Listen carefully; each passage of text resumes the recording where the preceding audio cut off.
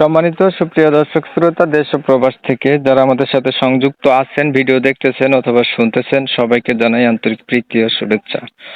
বন্ধুরা, আজকে এই মুহূর্তে আমি কথা বলছিলাম সুইট মিষ্টি কোকিল কণ্ঠের অধিকারী একটি আপুর সাথে। তার কণ্ঠ অনেক সুইট, আমি আগে শুনছি, এর জন্য বললাম।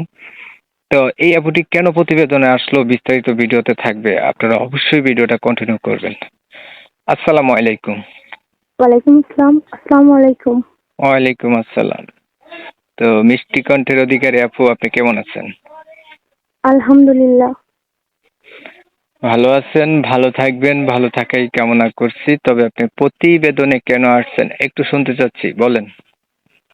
আসলে আমার আম্মু মারা গেছে, তারপরে আমার আব্বু বিয়ে করে ফেলছে আর কি।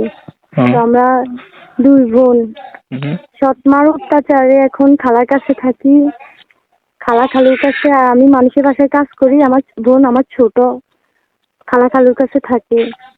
এখন যদি কোনো ভালো মনের মানুষ পাই, মানে আমাদের দুই বোনের দায়িত্ব নিবে, এরকম কাউকে যদি পাই তাকে বিয়ে করতাম আর কি।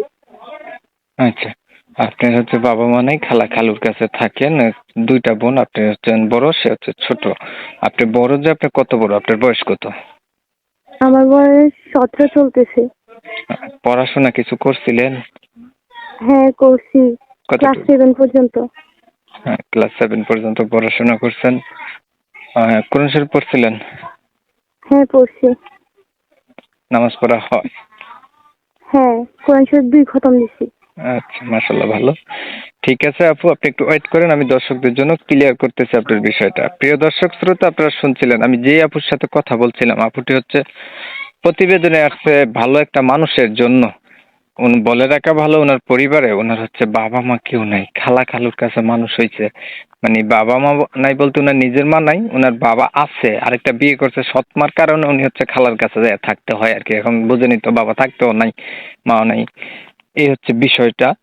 তো উনি চাচ্ছে যে এমন একটা মানুষ যে ওনার সবকিছু জানার পরে উনি আর ওনার ছোট বোনের দায়িত্ব নেবে, তাহলে উনি হচ্ছে বিয়ে করবে। ক্লাস 7 পর্যন্ত পড়াশোনা আছে, কোরআন শরীফ 2 বার খতম দিছে, নামাজও পড়ে। এই হচ্ছে ওনার বিবরণ। তবে আমি আন্তরিকভাবে দুঃখিত, কমিউনিটি গাইডলাইনের কারণে ইউটিউবে ওনার নাম এবং ঠিকানা আপনাদের মাঝে রিপ্রেজেন্ট করতে পারতেছি না। পরবর্তীতে আপুর সাথে যোগাযোগ করলে আপনারা ওনার কাছ থেকে ওনার নাম ঠিকানা জেনে নেবেন।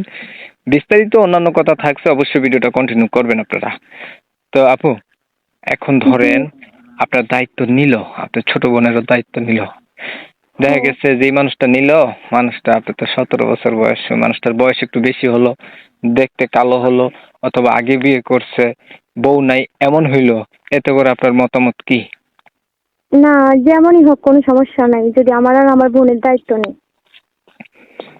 যেমনই হোক সমস্যা নেই, কারণ আপনার বয়সের সাথে তো একটু ম্যাচুয়াল করা উচিত, কারণ আপনার 17 বছর, ইনটেক ভার্জিন একটা মেয়ে। তাহলে আপনার এই ক্ষেত্রে আপনি কেন বয়স্ক মানুষের কাছে বিয়ে বসবেন কোন? আসলে মানুষের বাসায় কাজ করার থেকে বয়স্ক মানুষের কাছে বিয়ে করাটা অনেক ভালো, বুঝছেন?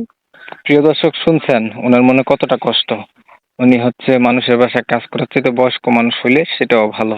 তাহলে মানুষ কতটুকু কষ্টে থাকলে এই কথাটা বলতে পারে, আপনারা বিচার করবেন আর কি। তো দেখতে দেখতে কিন্তু আপু ভিডিও শেষ প্রান্তে চলে আসছি, আর কিছু বলবেন কি? না।